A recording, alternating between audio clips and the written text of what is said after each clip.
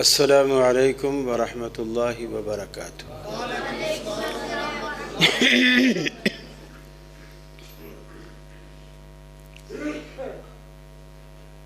الحمد للہ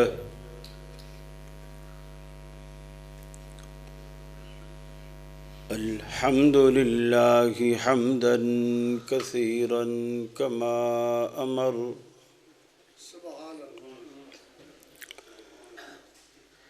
ونشهد أن لا إله إلا الله وحده لا شريك له في الخلق والأمر، ونشهد أن سيدنا وسندنا محمدا عبده ورسوله المبعوث إلى الأسود والأحمر لتتميم مكارم الأخلاق، لا يخلق نبي ولا رسول بعده ولا أمة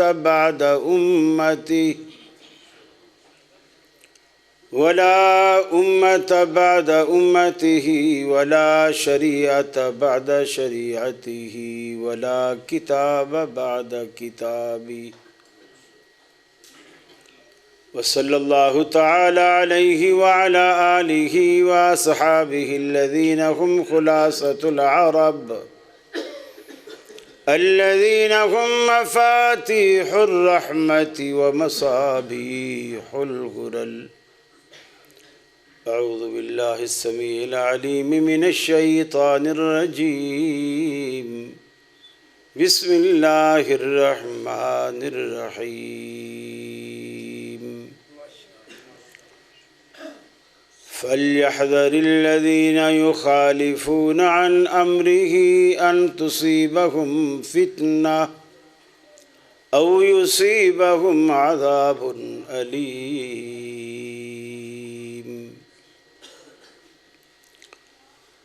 أفحسب الذين كفروا أن يتخذوا عبادي من دوني أولياء إنا أعتدنا جهنم للكافرين نزلا، قل هل ننبئكم بالأخسرين أعمالا الذين ضل سعيهم في الحياة الدنيا وهم يحسبون أنهم يحسنون صنعا۔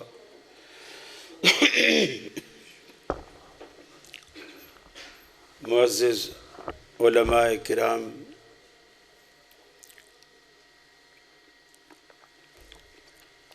محترم ناظرین،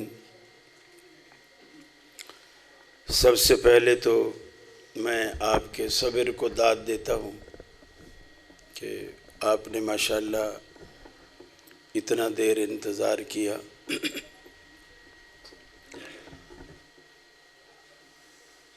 اللہ آپ کو جزائے خیر دے، اور جتنی دیر آپ مسجد میں بیٹھے رہے انشاءاللہ اللہ آپ کو نماز ہی کا اجر دیتا رہا۔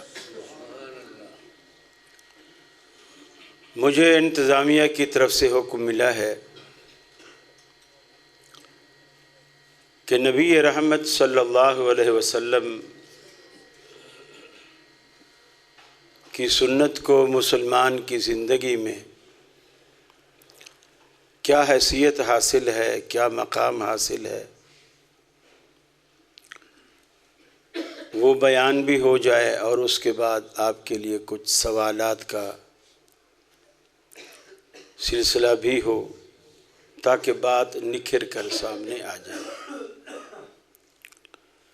ان کے لیے کوئی کھانا پینا کھا لیا یا کھانا؟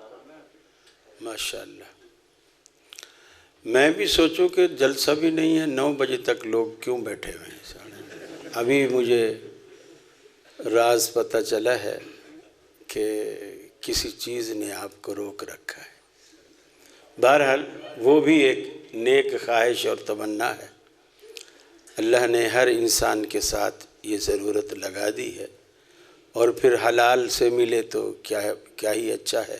اور الحمدللہ انتظامیہ نے آپ کے لیے تواضع کا اہتمام کیا ہے۔ اور ویسے بھی کہتے ہیں کہ کسی بس میں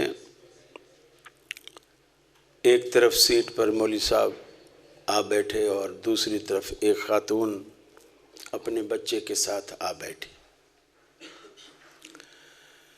سفر جاری تھا اور آگے چل کر خاتون نے اپنا پرس کھولا، پرس میں سے ایک ڈبہ ٹفن کا نکالا، اس کا ڈھکنا کھولا، ساری بس میں دیسی گھی میں بھونے ہوئے سوجی کے حلوے کی خوشبو پھیل گئی، اور اس نے بچے سے کہا، بیٹا میں تمہارے لیے بنا کے لائی تھی، اس حلوے کو کھا لو۔ بچوں کی عادت ہوتی ہے کھانے پینے میں ضد کرتے ہیں کہ نہیں میں نہیں کھا رہا۔ ماں نے تھوڑی دھمکی دی کہ دیکھو اگر تم نہیں کھاؤ گے نا تو یہ جو برابر سیٹ میں مولوی صاحب بیٹھے ہیں نا میں ان کو دے دوں گی۔ اب مولوی صاحب کو بھی آواز جا رہی ہے، وہ بھی دل میں سوچ رہے اللہ کرے بچہ مانے ہی نہ۔ تو سفر جاری ہے، اس نے پرس ایک مرتبہ پھر ڈبہ جو ہے ایک مرتبہ پھر پرس میں رکھ دیا۔ آدھے پونے گھنٹے کے بعد اس نے پھر کھولا اور بچے سے کہا کہ بیٹا وہ کھا لو۔ اس نے کہا نہیں کھا رہا۔ اس نے کہا پھر دے دوں؟ بولے ہاں دے دو۔ اس کے باوجود وہ پھر رکھنے لگی۔ جب رکھنے لگی تو اب مولوی صاحب بولے، بہن جی جو بھی فیصلہ کرنا ہے جلدی سے کر لو، میں تمہارے حلوے کے چکر میں اپنے گھر سے بھی 2 سٹاپ آگے آ گیا۔ تو جب مولوی صاحب 2 سٹاپ گھر سے آگے جا سکتا ہے تو میرا خیال ہے گھنٹہ 1.5 گھنٹہ آپ بھی ہمیں دے، ہو سکتا ہے حلوہ نہ ہو چاول تو لازمی ہوں گے۔ تو انشاءاللہ بہرحال یہ بات میں نے صرف آپ کو بیدار کرنے کے لیے کی ہے۔ دیکھیے اللہ تعالیٰ نے نبی مکرم صلی اللہ علیہ وسلم کا عمل جسے ہم فعل کہتے ہیں، آپ کا فرمان جسے ہم قول کہتے ہیں، اور آپ کے سامنے صحابہ کرام نے کچھ کیا، آپ نے اسے دیکھا لیکن اس پر نکیر نہیں فرمائی، ٹوکا نہیں، روکا نہیں، یا تو پسندیدگی کا اظہار فرمایا یا خاموش رہے۔ اس لیے یہ بھی سنت کے درجے میں، حدیث کے درجے میں آتا ہے یہ عمل بھی، چونکہ یہ اس بات کی دلیل ہے کہ نبی کریم صلی اللہ علیہ وسلم کبھی بھی غلط بات پر خاموش نہیں رہتے۔ کوئی بھی بات اللہ کے رسول کے سامنے آئے گی، اگر وہ غلط ہوگی تو آپ ضرور ٹوکیں گے۔ یہ نبی کی شان کے خلاف ہے کہ غلطی دیکھ کر یا مسکراتے رہیں یا چپ رہیں یا برداشت کریں، نہیں، ٹوکیں گے کہ یہ بات غلط ہے۔ آپ کا نہ ٹوکنا اس بات کی دلیل ہوتا ہے کہ یہ کام غلط نہیں ہے۔ ان تینوں سنتوں کو اللہ نے ایک حیثیت دی ہے۔ نبی رحمت صلی اللہ علیہ وسلم کی اطاعت اور فرما برداری کو ہم پر بحیثیت مسلمان اللہ نے فرض کیا ہے۔ ہم پر آپ کا اسوہ، آپ کا نقش قدم، آپ کو لیڈر اور قائد مان کر آپ کے پیچھے چلنا بحیثیت مسلمان ہم پر یہ بات فرض ہے۔ لیکن دنیا میں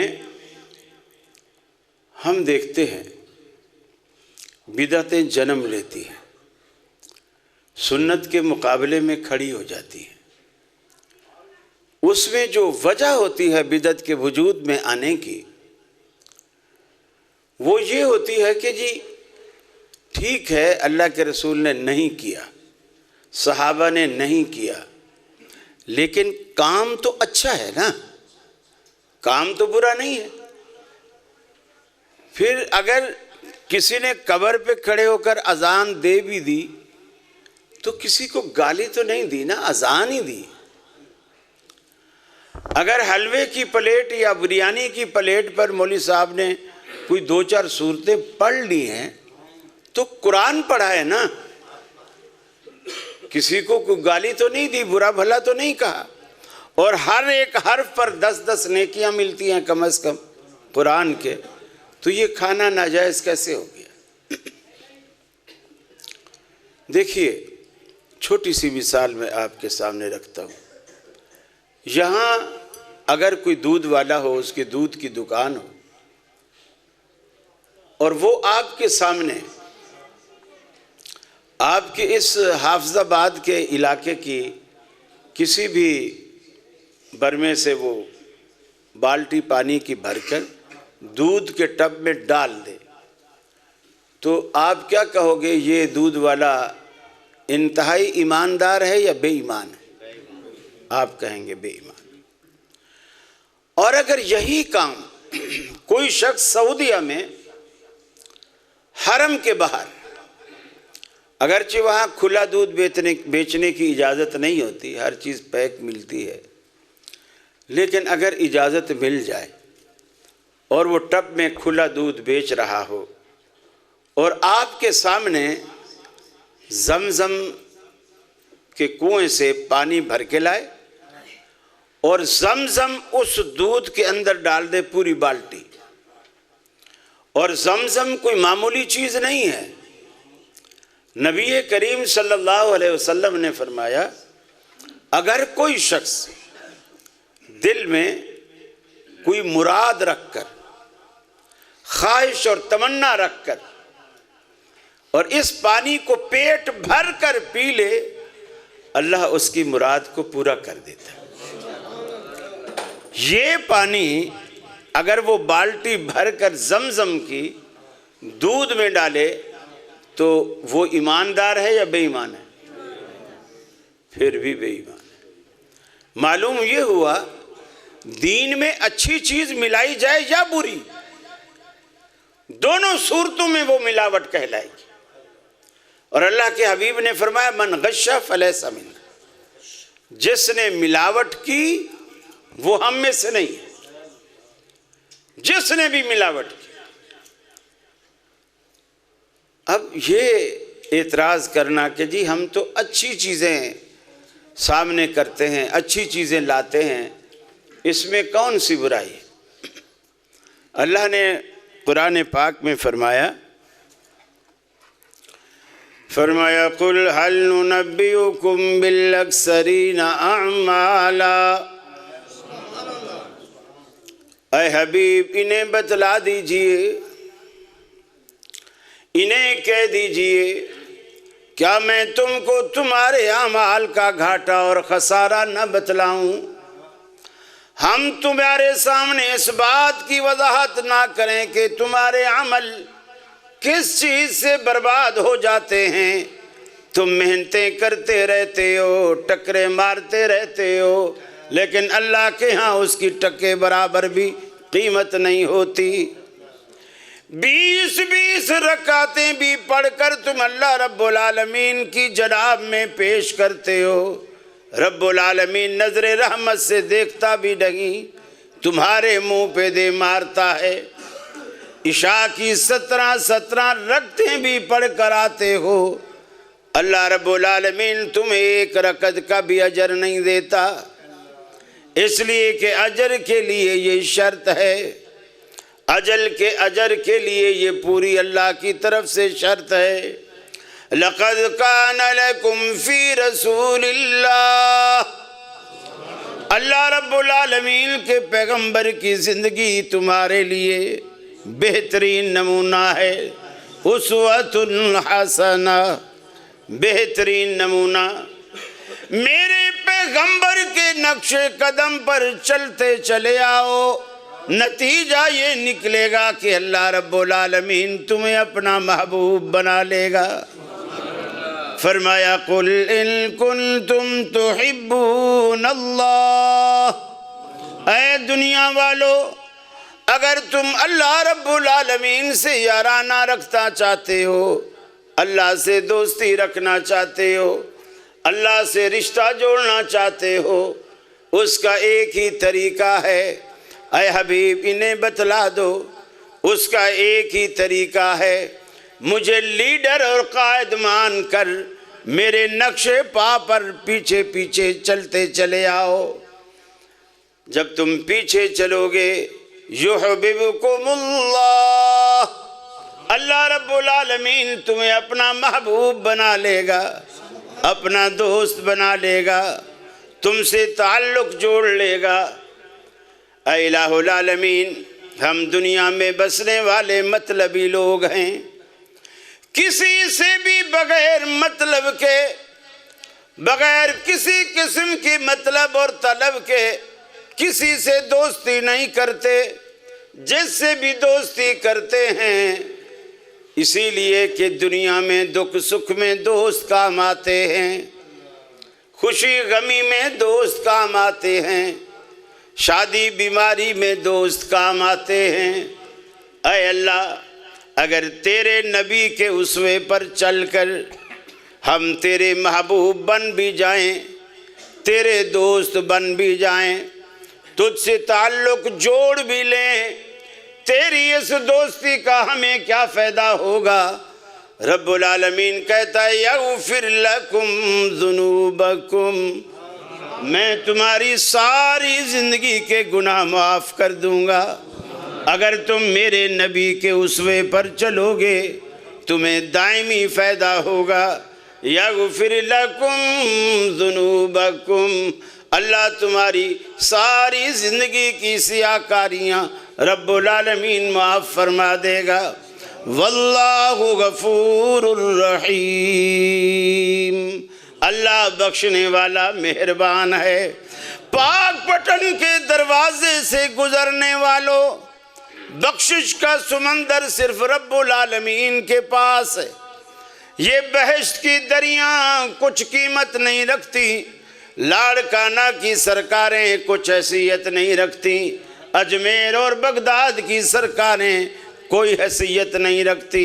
واللہ غفور الرحیم، بخشش اللہ رب العالمین کے پاس ہے، اس کے دروازے پر آؤ گے، طریقہ میرے نبی کا اختیار کرو گے، میرے دروازے پر آ کر ندامت کے دو اتھرو بہاؤ گے، اللہ کی رحمت کا سمندر جوش میں آئے گا، پھر رب العالمین تم سے کہے گا لبیک یا عبدی، اے مجھے پکارنے والے میرے بندے، میں حاضر ہوں، کیا چاہتا ہے؟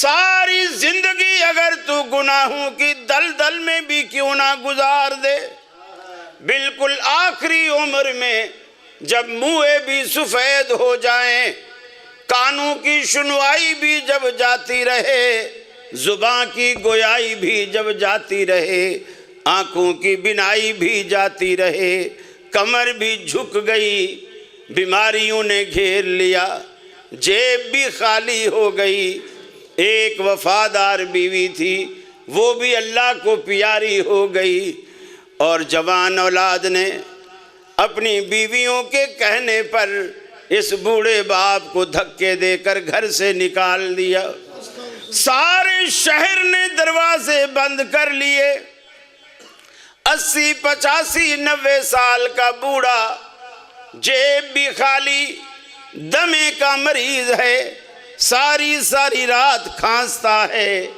نہ سوتا ہے نہ سونے دیتا ہے، اولاد نے نکال دیا، گلی میں گرتا پڑتا، دیواریں پکڑتا، مسجد کا ایک در کھلا دیکھتا ہے، ڈرتے ڈرتے مسجد میں قدم رکھتا ہے، ایک صدا لگاتا ہے اَمَّن يُجِيبُ الْمُضْطَرَّ إِذَا دَعَاهُ، اے بے کسوں کی فریاد سننے والا، آج تیرا یہ بندہ، یہ عاجز بندہ، یہ گنہگار بندہ آج ڈرتے ڈرتے تیری دہلیز پار کر کے آیا ہے۔ اے الہ العالمین، سارے شہر نے مجھے میری غربت کو دیکھ کر، میرے بڑھاپے کو دیکھ کر سارے شہر نے دروازے بند کر لیے۔ الہ العالمین تیرا آسرا لے کر کے تیرے دروازے پر آیا ہوں۔ اللہ کی قسم، اللہ کی رحمت اپنے در پہ آنے والے کو ایک مرتبہ بھی تانا نہیں دیتی کہ تو نے ساری کی ساری جوانی گناہوں میں گزار دی، اب قبر میں تیری ٹانگیں لٹکی ہیں، اب تمہیں خدا یاد آیا ہے۔ بلکہ اللہ کے رسول فرماتے ہیں، اللہ رب العالمین کی جناب میں وہ بوڑھا جب ہاتھ اٹھاتا ہے، اللہ رب العالمین کہتا ہے مجھے حیا آتی ہے کہ میں اپنے بندے کے ہاتھوں کو خالی لوٹا دوں، بلکہ اللہ کہتا ہے وَبِعِزَّتِي وَجَلَالِي، مجھے میری عزت کی قسم، میرے جلال کی قسم، زمین سے لے کر آسمان تک اگر ساری کی ساری فضا کو گناہوں سے بھر کر کے لے آؤ، مجھے میری عزت کی قسم تمہارے گناہوں سے دگنی رحمت لے کر تمہارا استقبال کروں گا۔ سبحان اللہ۔ اے میرے بندے، میرے دروازے پر ایک مرتبہ آ تو صحیح، جبین نیاز جھکا تو صحیح، اپنا دکھڑا مجھے سنا تو صحیح، طلب کا دامن پھیلا تو صحیح، میرے لطف و کرم کو آزما تو صحیح۔ اے میرے بندے، تیرے آنے میں دیر ہو سکتی ہے، میرے راضی ہونے میں ہرگز دیر نہ ہوگی۔ فرمایا قال ربکم ادعونی استجب لکم، اے میرے بندو مجھے پکارا کرو، میں تمہاری دعاؤں اور پکار کو قبول کرتا ہوں، لیکن قبول کیسے کرتا ہوں؟ قبول کیسے کرتا ہوں؟ فاتبعونی یحببکم اللہ، میرے نبی کا اسوہ لے کر کے آؤ گے، قیامت کے دن اللہ تمہاری نمازوں کو بھی خریدے گا، روزوں کو بھی خریدے گا، تم آخرت کی منڈی میں اپنی نیکیاں پیش کرو گے، وہ نیکیاں اس کی قیمت لگے گی اللہ رب العالمین کے ہاں جو نیکیاں تم نے نبی مکرم کے اسوے کے مطابق کی ہوں گی، اللہ خریدے گا۔ ان اللہ اشتری من المؤمنین انفسهم واموالهم بان لهم الجنہ، اللہ کا وعدہ ہے اے مسلمانوں تم اپنی جانیں، اپنے مال، اپنا بینک بیلنس سب کچھ میرے نام کر دو، میری ساری جنتیں میں تمہارے نام کر دیتا ہوں۔ یہ اللہ نے سودا کر لی اور دنیا میں کر لی، شرط ایک ہے۔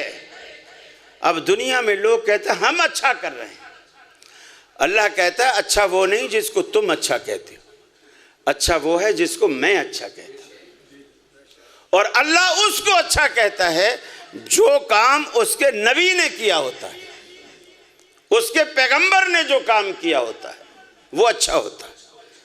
دنیا جس کو اچھا کہے وہ اچھا نہیں۔ فرمایا قل هل ننبئکم بالاخسرین اعمالا، حبیب انہیں کہہ دیجئے کہ ہم تم کو تمہارے اعمال کا گھاٹا نہ بتلائیں۔ الذین ضل سعیہم فی الحیات الدنیا، تمہاری ساری کی ساری محنتیں، تمہاری ساری کوششیں اللہ رب العالمین دنیا میں برباد کر دیتا ہے، اور تم سمجھتے رہتے ہو کہ ہم اچھا کر رہے ہیں۔ انہم یحسنون صنعا، ان کو غلط فہمی ہوتی ہے کہ وہ جو کچھ کر رہے ہیں اچھا کر رہے ہیں۔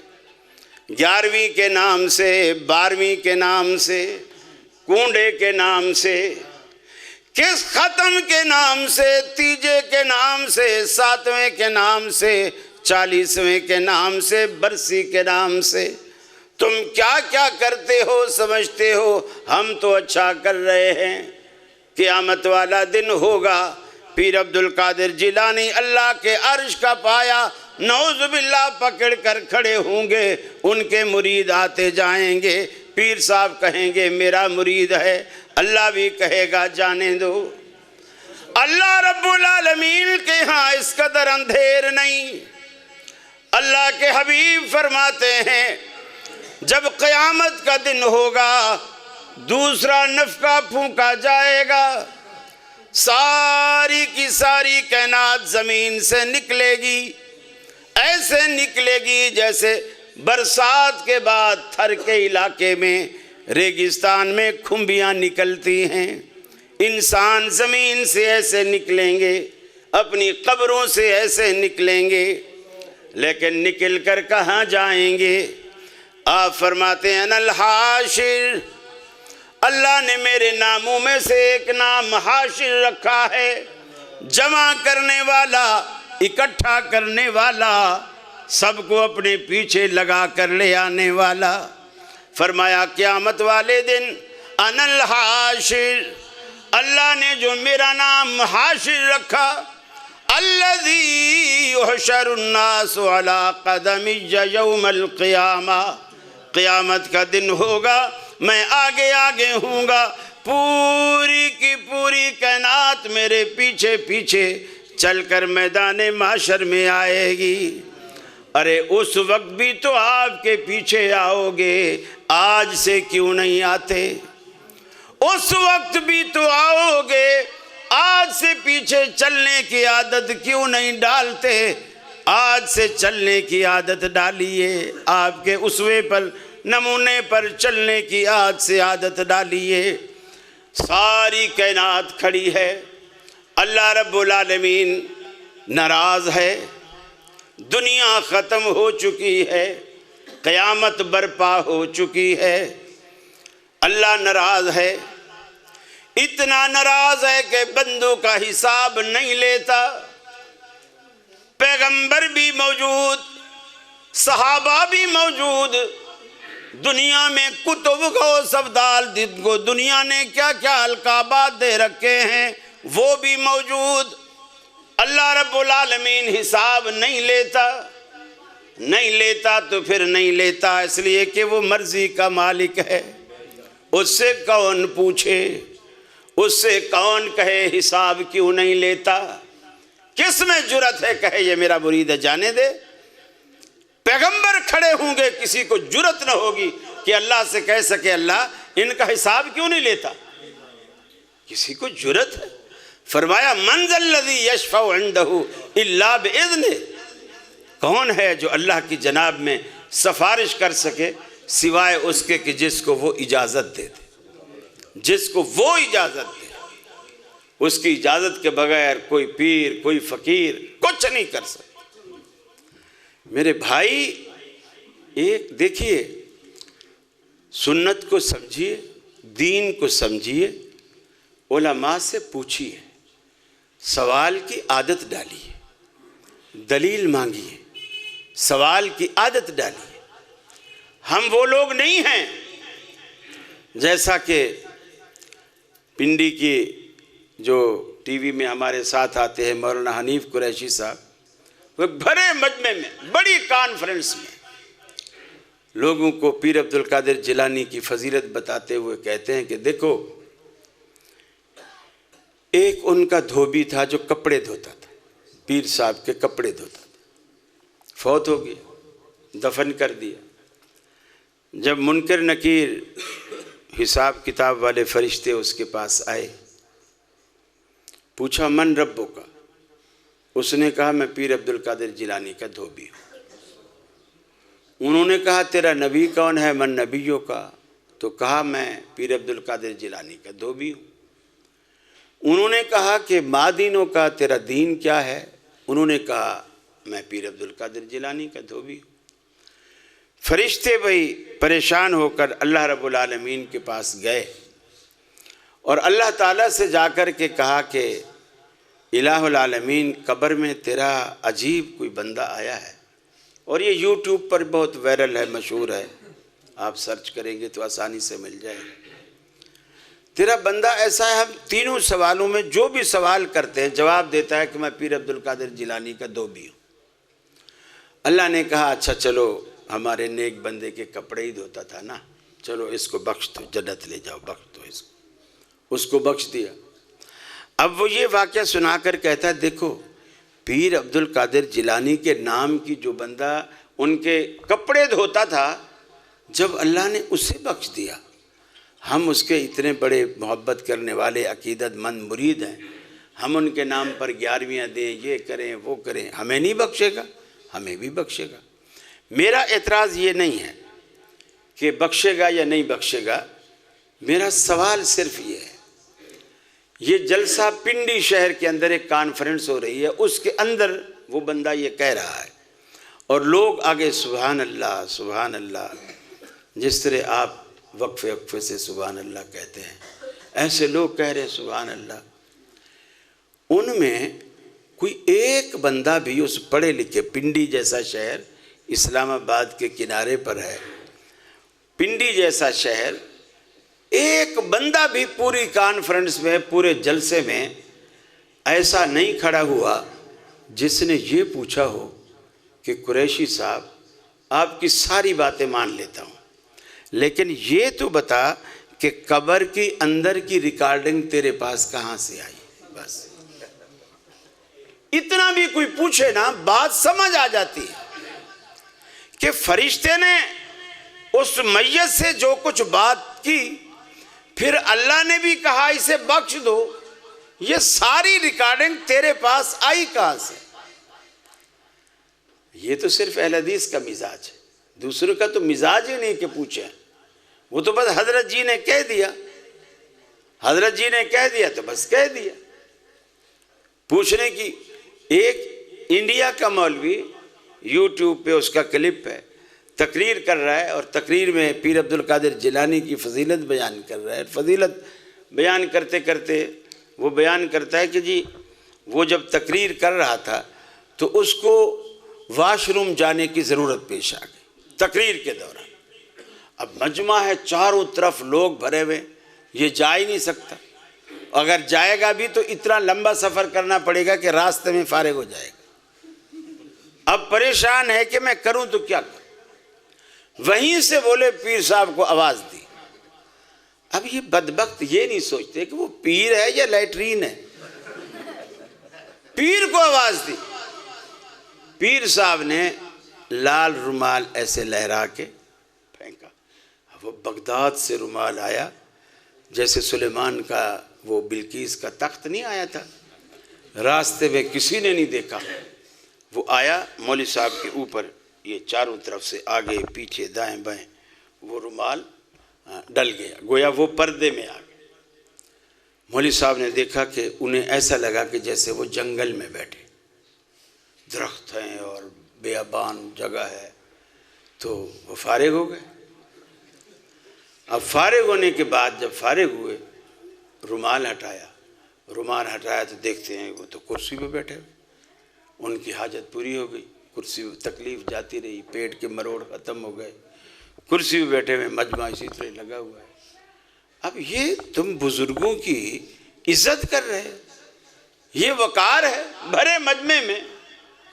میں تو کہتا ہوں کرسی والے کو چاہیے کیس کرے کہ اس نے ہماری کرسی گندی کی ہے، اس کے بعد کون بیٹھے گا اس کرسی پر؟ عجیب لوگوں کے عقیدے ہیں، نظریات ہیں۔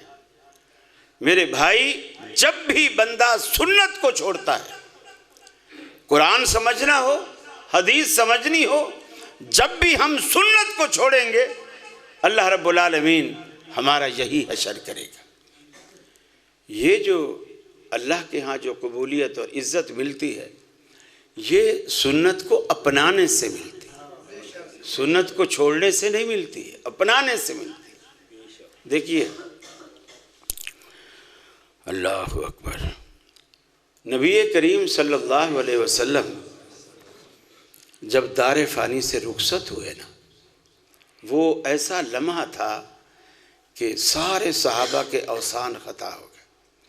مسجد نبوی بھری پڑی ہے، حضرت عمر مسجد میں کھڑے ہیں، لیکن حواس باختہ ہے، صدمے کی وجہ سے اپنی تلوار بے نیام کیے ہوئے ہیں، لہرا رہے ہیں، اعلان فرما رہے ہیں، اگر کسی نے کہا کہ نبی کریم صلی اللہ علیہ وسلم فوت ہو گئے ہیں تو میں اس کی گردن کاٹ دوں گا۔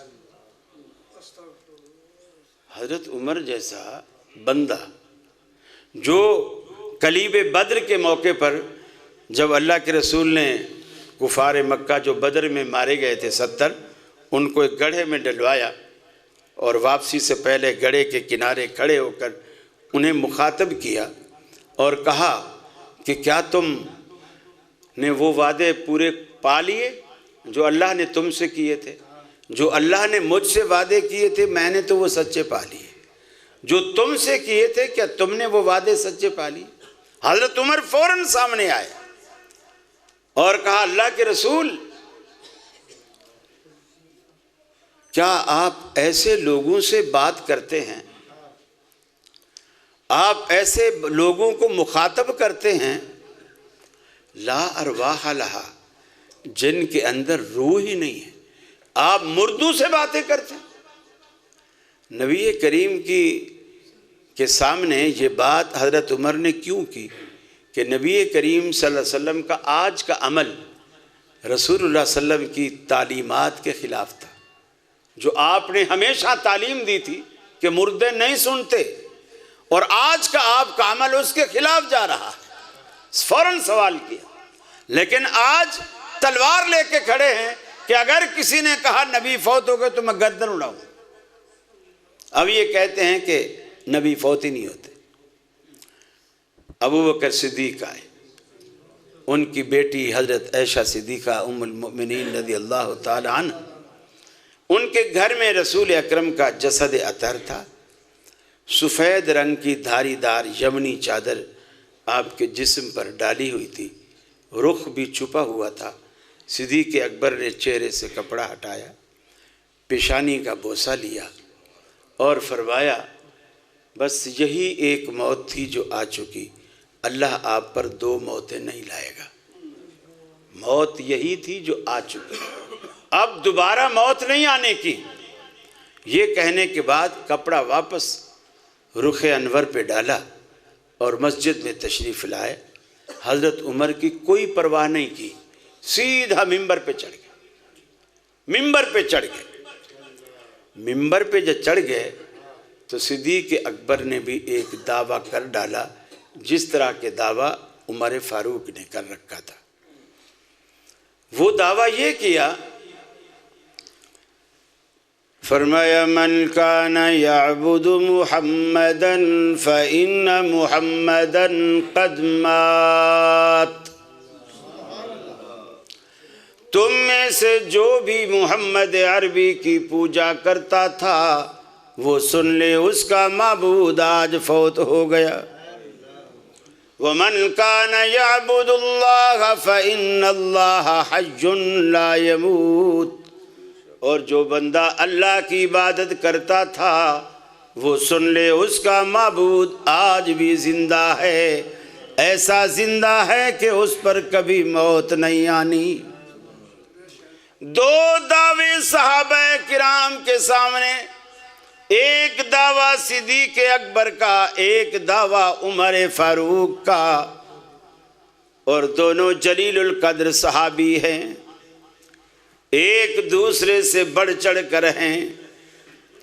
حضرت عمر کی فضیلت بھی لوگوں کو یاد ہے، آپ نے فرمایا تھا میرے بعد اگر نبوت کے دروازے کھلے ہوتے، میرے بعد نبوت کی گنجائش ہوتی تو عمر ضرور پیغمبر ہوتا۔ ازواج مطہرات کہا کرتی تھی عمر بھی عجیب شخص ہے، قرآن اترتا تو ہمارے گھر میں ہے لیکن اکثر اترتا عمر کی مرضی کے مطابق ہے۔ اللہ کے حبیب نے فرمایا عمر کے ایمان، شجاعت اور جرأت کا یہ عالم ہے، جس راستے پر عمر چل پڑے ابلیس ڈر کے مارے وہ راستہ بھی چھوڑ دیتا ہے۔ اللہ کے حبیب نے فرمایا تھا کہ عمر ایسا شخص ہے سر سے لے کر کے پاؤں تک اس کو اس کے علم نے ڈھانپ رکھا ہے، سب سے زیادہ علم میرے بعد عمر فاروق کے پاس ہے، آپ نے خواب کی تعبیر دیتے ہوئے فرمایا۔ اب صدیق اکبر کی بھی آپ نے فضیلت بیان فرمائی۔ آپ نے اپنی دنیا سے رخصت ہونے سے پہلے اپنے مصلی کا حقدار بنایا اور فرمایا، کیا بیان فرمایا؟ مرو ابا بکر فلیصلی بالناس۔ لوگ آپ کے پاس آتے ہیں، اللہ کے رسول مسجد نبوی نمازیوں سے بھری پڑی ہے، آپ کی آمد کی منتظر ہے، مگر آپ بیمار ہیں، آپ اٹھ نہیں سکتے، جا نہیں سکتے، امامت کرا نہیں سکتے، تو کسی سے کہہ دیجئے، کسی کو اپنا نائب بنا دیجئے۔ آپ نے فرمایا مرو ابا بکر فلیصلی بالناس، جاؤ ابو بکر سے کہو کہ لوگوں کو نماز پڑھا دے۔ لوگوں نے کہا اے اللہ کے رسول، ابو بکر بڑا نرم دل آدمی ہے، آپ کے مصلی پر کھڑا ہوگا، آپ کی جگہ کھڑا ہوگا، آپ کو نہ پا کر روتا رہے گا، نماز نہیں پڑھا سکے گا، ساری نماز میں روتا ہی رہے گا، آپ عمر سے کہو کہ وہ نماز پڑھائے۔ آپ نے پھر فرمایا مرو ابا بکر فلیصلی بالناس، ارے ابو بکر سے کہو کہ لوگوں کو نماز پڑھائے۔ اللہ کے رسول نے یہ بھی فرمایا، جیسے مجھ سے ما قبل شیخ سے آپ سن رہے تھے، اللہ کے حبیب نے فرمایا دنیا میں جس نے مجھ پر کوئی احسان کیا تھا، میں سب کے احسانوں کے بدلے چکا، لیکن ابو بکر واحد شخص ہے جس کے احسانات کے بدلے روز آخرت اللہ ہی چکائے گا۔ میں دنیا کی زندگی میں ابو بکر کی نیکیوں کا صلہ نہیں دے سکا۔ اللہ کے حبیب نے یہ بھی فرمایا ابو بکر کی شان میں، کسی بندے کو جنت میں داخلے کے وقت نماز والا دروازہ آوازیں دے گا، کسی کو حج والا دروازہ، کسی کو زکوٰۃ والا دروازہ، کسی کو جہاد والا دروازہ۔ صدیق اکبر نے پوچھا اللہ کے رسول، کیا دنیا میں کوئی ایسا بھی خوش نصیب ہے جس کو جنت کے 8 دروازے آواز دیں؟ آپ نے فرمایا انت منہم یا صدیق، اے صدیق وہ خوش نصیب جس کو جنت کے 8 دروازے آواز دیں گے، تو بھی انہی خوش نصیبوں میں شامل ہے، تو بھی انہی میں سے ہے۔ اب صحابہ کرام کے سامنے دونوں کے فضائل معلوم ہیں، دونوں کے دعوے معلوم ہیں۔ ایک کہتا ہے نبی فوت ہو گئے، ایک کہتا ہے نبی فوت نہیں ہوئے، اور کہنے والے دونوں جلیل القدر ہیں، ان میں کوئی بھی چھوٹا مقام نہیں رکھتا۔ بڑے بڑے صحابہ کوئی بھی ان میں چھوٹا مقام نہیں رکھتا، لیکن صحابہ کرام کو دیکھیے کہ وہ کس کی بات کو مانتے ہیں، کس کے دعوے کو تسلیم کرتے ہیں۔ حضرت عمر نے دعویٰ تو کیا لیکن دلیل کوئی نہیں دی، ابو بکر نے بھی دعویٰ کیا لیکن اب تک دلیل نہیں دی، اب دلیل دینے لگے۔ فرمایا لوگو، اللہ نے قرآن پاک میں فرمایا وَمَا مُحَمَّدٌ إِلَّا رَسُولٌ قَدْ خَلَتْ مِن قَبْلِهِ الرُّسُلُ أَفَإِن مَّاتَ أَوْ قُتِلَ انقلبتم على أعقابكم فمن ينقلب على عقبيه فلن يضر الله شيئا۔ فرمایا محمد عربی صلی اللہ علیہ وسلم بھی دیگر انبیاء کی طرح ایک پیغمبر ہیں، جس طرح پہلے انبیاء دنیا میں آئے اور چلے گئے، آپ بھی دنیا میں آئے اور چلے گئے۔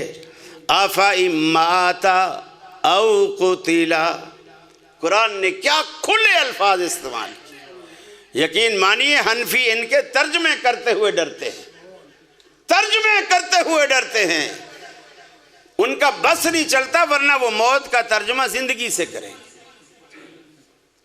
موت کا ترجمہ زندگی سے کریں گے۔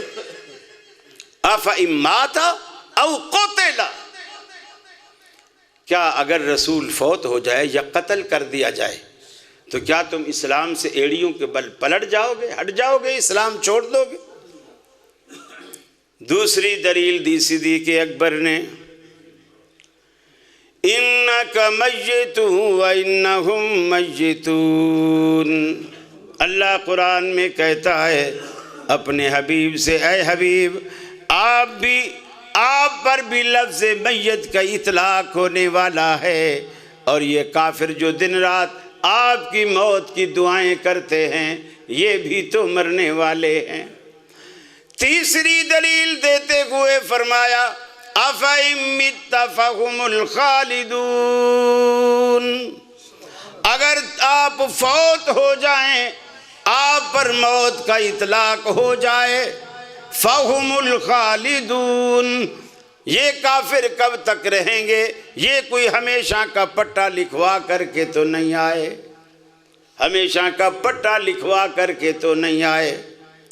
اس وقت سارے صحابہ کرام کو لگا، صدیق اکبر نے پانچویں دلیل دی، کل من علیہا فان ویبقى وجہ ربک ذو الجلال والاکرام، ساری کائنات پر فنا کی تلوار چل جائے گی، دنیا میں کوئی بھی زندہ نہیں بچے گا سوائے رب العالمین کی ذات کے۔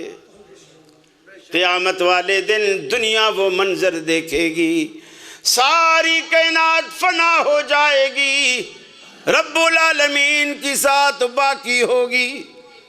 حدیث میں آتا ہے رب العالمین پوری کی پوری زمین کو، ساتوں آسمان کو لپیٹ لے گا، والسماوات مطویات بیمینہ، ساتوں کے ساتوں آسمان رب العالمین کی دائیں مٹھی میں لپٹے ہوئے ہوں گے۔ لوگ تو اللہ رب العالمین کا ہاتھ بھی نہیں مانتے۔ اللہ کہتا ہے آسمان ساتوں میرے ہاتھ میں ہوں گے اور دائیں ہاتھ میں ہوں گے۔ تعویلیں کرتے ہیں، اللہ کی ہر صفت کی تعویل کرتے ہیں۔ ید کا مطلب کیا جی؟ طاقت، ہاتھ نہ بولو، کیوں؟ وہ تو پھر وجود ثابت ہو جائے گا۔ اللہ نے اپنے لیے بہت ساری چیزیں خود بولی۔ آپ نے فرمایا، نبی کریم صلی اللہ علیہ وسلم نے فرمایا کہ قیامت والے دن جب دوزخ سے اللہ سوال کرے گا، حل امتلأت، کیا تو بھر گئی ہے؟ اتنی کائنات ڈالنے کے بعد، پہاڑ ڈالنے کے بعد، سورج ڈالنے کے بعد، چاند اور ستارے ڈالنے کے بعد، اور 1000 میں سے 999 دوزخ میں اور ایک بندہ جنت میں نکالنے کے بعد اللہ پوچھے گا حل امتلأت، اب تو بھر گئی ہے؟ وَتَقُولُ حَلْ مِن مَزِيد، دوزخ کہے گی اللہ بھرنا، میں تو ابھی بہت ساری خالی ہوں، میں تو بہت ساری خالی ہوں، حل من مزید، کچھ اور ہے تو ڈالو، میں بھوکی ہوں، میں بھوکی ہوں۔ حدیث میں آتا ہے اللہ تعالیٰ اس دہکتی دوزخ کے اوپر اپنا قدم مبارک رکھے گا۔ اب لوگ جو جوہل ہے، توبہ توبہ توبہ، وہابیوں کا ایمان دیکھو، اللہ کا پاؤں بھلا دوزخ میں جائے گا؟ بھلا وہ دوزخ میں نہیں جائے گا، وہ دوزخ کا خالق ہے۔ دوزخ ہمارے لیے ہے، اس کے لیے مخلوق ہے۔ جس نے کتا پال رکھا ہوتا ہے نا، گلی میں ہر آنے والے کو بھونکتا ہے لیکن مالک کو کبھی نہیں بھونکتا۔ وہ اس کو جس نے اس کو پیدا کیا ہے وہ اس کا خالق مالک ہے۔ جہنم حدیث میں آتا ہے جب اللہ قدم مبارک رکھے گا، اللہ رب العالمین کے قدم کے اس سے ہیبت سے جہنم بھیچے گی، جیسے کوئی چیز دبتی ہے نا، کھلی ہوئی چیز اوپر وزن آئے تو وہ دبتی ہے، جہنم بھیچے گی اور بھیچنے کی وجہ سے کہے گی قط یا رب قط، اے الہ العالمین بس کر بس کر، میں بھر گئی بس کر۔ جیسے ابراہیم علیہ السلام آگ میں گئے نا، حالانکہ ابراہیم علیہ السلام آگ کے خالق تو نہیں تھے، آگ کے مالک تو نہیں تھے، وہ بھی اسی طرح مخلوق تھے جس طرح آگ مخلوق تھی۔ لیکن ابراہیم علیہ السلام آگ میں جا کر جلے. ارے جب اللہ کا بندہ جس پر اللہ آگ کو حرام کر دے وہ آگ اسے نہیں جلا سکتی تو اللہ کے قدم کو نعوذ باللہ کیسے جلائے گی؟ ابراہیم علیہ السلام آگ میں بیٹھے ہیں، انہیں ایسے لگا کہ میں گلزار میں بیٹھا ہوں، اور اللہ نے کہا یا نار کونی بردم و سلاما علی ابراہیم، اے آگ ابراہیم علیہ السلام پر ٹھنڈی بھی ہو جا، سلامتی والی بھی ہو جا. چنانچہ وہ آگ ٹھنڈی بھی ہو گئی، سلامتی والی بھی ہو گئی. تو میں عرض کر رہا تھا نبی کریم صلی اللہ علیہ وسلم کا جو اسوہ ہے آپ کو آخر تک کام دے گا، آخر تک. ساری کائنات میں اللہ رب العالمین پوری زمین اور آسمانوں کو، حدیث میں یہ بھی آتا ہے، 2 انگلیوں پر گیند بنا کے اچھالے گا اور پوچھے گا این الجبارون، ارے دنیا میں ظلم اور بربریت کے پہاڑ توڑنے والوں بتاؤ اب کہاں ہو؟ تمہاری آواز کیوں نہیں آتی؟ اب کہاں ہو؟ لمن الملک اليوم، سوال پہ سوال ہوگا، لمن الملک اليوم، بتاؤ آج ملک کا مالک اور بادشاہ کون ہے؟ حدیث میں آتا ہے جب کوئی بندہ ہی نہیں ہوگا تو جواب بھی کہیں سے نہیں آئے گا. کچھ دیر تک جب تک اللہ کو منظور ہوگا اللہ خود توقف فرمائے گا، جواب کا انتظار کرے گا، لیکن کوئی ہوگا ہی نہیں، جواب آئے گا ہی نہیں. اللہ خود کہے گا للہ الواحد القہار، آج یہ ساری بادشاہت مجھ اکیلے کی ہے جو واحد قہار بھی ہے، اور اللہ رب العالمین ساری چیزوں کا مالک بھی ہے اور اکیلا بھی ہے. جس کو تم دنیا میں مانتے نہیں تھے آج صرف اسی کی بادشاہت ہے. اس وقت اللہ ناراض ہے اور اپنے بندوں کا حساب نہیں لے رہا. 50,000 سال کا ایک دن ہے، کوئی گھٹنے تک، کوئی پیٹ تک، کوئی سینے تک، پسینے میں کوئی پورا پسینے میں ڈوبا ہوا ہے اور اللہ حساب نہیں لے رہا. ابھی جنت اور دوزخ میں جانے کا معاملہ نہیں ہے، ابھی پاس فیل کا معاملہ نہیں ہے، نام اعمال تولنے کا معاملہ نہیں ہے، دائیں ہاتھ یا بائیں ہاتھ میں رزلٹ دینے کا معاملہ نہیں ہے. ابھی تو یہ ہے اللہ حساب ہی نہیں لے رہا. دنیا پریشان کھڑی، جسے کہتے ہیں انتظار کا عذاب.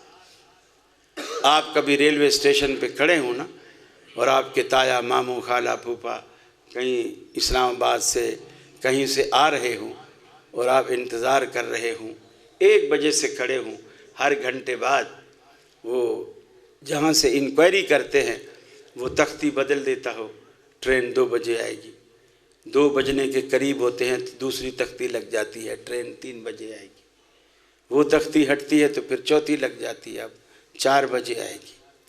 بعض دفعہ لوگ لڑ پڑتے ہیں، ونڈو توڑتے ہیں کہ ایک ہی دفعہ کیوں نہیں بتا دیتے تاکہ ہم گھر چلے جائیں، پھر اس ٹائم کے حساب سے آ جائیں. یہ جو انتظار ہے نا، مقولہ ہے عربی کا الانتظار اشد من الموت. یہ جو انتظار کا عذاب اور تکلیف ہے یہ موت سے بھی زیادہ سخت ہے، موت سے بھی زیادہ سخت. تو اللہ وہ انتظار کا عذاب بھی دے گا، انتظار کا عذاب بھی دے گا. لوگ انتظار میں کھڑے ہوں گے. ہاں کچھ خوش نصیب ایسے ہوں گے جن کو اللہ اپنے عرش کے سائے تلے جگہ دے گا. اللہ ہمیں انہی میں سے بنا دے. اب جب پوری کائنات پریشان ہے، مختلف نبیوں کے پاس جا رہی ہے، مختلف نبیوں کے پاس، اور وہاں ہر ایک سے کہتے ہیں اللہ سے کہو حساب لے، اللہ سے کہو حساب لے، اور کوئی بھی ہمت نہیں کر رہا. آخر عیسیٰ علیہ السلام مشورہ دیں گے کہ ادھر ادھر جانے کے بجائے رسول اللہ صلی اللہ علیہ وسلم کے پاس جاؤ، آج وہ کچھ سفارش کرے تو کرے ورنہ اور کوئی سفارش نہیں کر سکتا. رسول اللہ صلی اللہ علیہ وسلم فرماتے ہیں پوری دنیا میرے پاس آئے گی، میرے بھائیوں، اماموں کے پیروکاروں، اس وقت بھی تو نبی کے پاس آؤ گے نا۔ کسی کو امام ابو حنیفہ یاد نہیں آئے گا، اللہ کی قسم نہیں یاد آئے گا۔ کسی کو امام مالک یاد نہیں آئے گا، احمد بن حنبل یاد نہیں آئے گا، شافعی یاد نہیں آئیں گے۔ آئیں گے رسول اللہ صلی اللہ علیہ وسلم کے پاس، اور آپ اپنی امت کے اتنے خیر خواہ ہیں، آپ فرماتے ہیں کہ میں لوگوں کی پریشانی کو دیکھ کر اللہ کی جناب میں سجدے میں گر جاؤں گا۔ یہ دیکھو رب کو منانے کا طریقہ ہے کہ جب بھی رب روٹھا ہو اس کے آگے سجدے میں گر جاؤ، بچھ جاؤ، اپنا آپ اپنی میں مار دو اس کے آگے اور کہو اللہ بس تو ہی تو ہے، میں کچھ نہیں، میں تو زمین پہ پڑا ہوا، زمین پہ ریگنے والا ایک کیڑا ہوں، اور تو اتنا اونچا ہے، بلند و بالا ہے، شان و شوکت والا ہے۔ یہ جملے، یہ باتیں اللہ کی رحمت میں جوش لاتی، اللہ کی رحمت میں ہلچل مچا دیتی ہے۔ اللہ کے حبیب فرماتے ہیں میں سجدے میں گر جاؤں گا، اور اس وقت اللہ تعالیٰ میری زبان پر ایسی ایسی دعائیں اور ایسے ایسے کلمات جاری کرے گا جو فرمایا اب دنیا میں مجھے یاد ہی نہیں ہے کہ وہ کلمے کون سے ہوں گے۔ اس وقت اللہ میرے دل میں ڈالے گا اور میں زبان پہ لاؤں گا، اور اللہ کی جناب میں دعائیں کرتا رہوں گا، کرتا رہوں گا، کرتا رہوں گا۔ اتنی دعائیں مانگوں گا کہ اللہ کی رحمت کے سمندر میں ہلچل مچ جائے گی، ایک تلاطم برپا ہوگا، اور جب تک اللہ کو منظور ہوگا میں سر سجدے میں ڈالے رکھوں گا۔ پھر اللہ رب العالمین کو جب منظور ہوگا تو اللہ رب العالمین مجھ پہ ترس کھا کے کہے گا ارفع راسک یا محمد، محبوبم اپنا سر اٹھائیے، دامن پھیلائیے، جھولیاں بھر دی جائیں گی۔ آپ کی دعاؤں نے میری رحمت کے سمندر میں ہلچل مچا دی، آپ اپنا دامن پھیلائیے، جھولیاں بھر دی جائیں گی۔ آج جو مانگنا ہے مانگ ڈالیے، اس لیے کہ آج پوری کی پوری کائنات میں آپ سے بہتر مانگنے والا کوئی نہیں، اور مجھ سے بہتر دینے والا کوئی نہیں۔ اس وقت اللہ کے رسول مانگیں گے اور اللہ دے گا۔ بس ایک ہی دامن ہے دنیا میں، اگر پکڑ لو تو یقین مانیے جنت کے 8 دروازوں میں اللہ نے ایک دروازہ بھی ایسا نہیں بنایا جو محمد عربی صلی اللہ علیہ وسلم کی دستک کے بغیر کھل جائے۔ بس آپ کا دامن آپ پکڑ لیجئے، آپ جنت کے دروازے پر جائیں گے، دستک دیں گے، داخل ہوں گے، آپ کے ماننے والے، آپ کے پیچھے چلنے والے آپ کے پیچھے پیچھے انشاءاللہ جنت میں جائیں گے۔ اللہ ہمیں انہی میں سے بنا دے۔ وآخر دعوانا ان الحمدللہ رب العالمین۔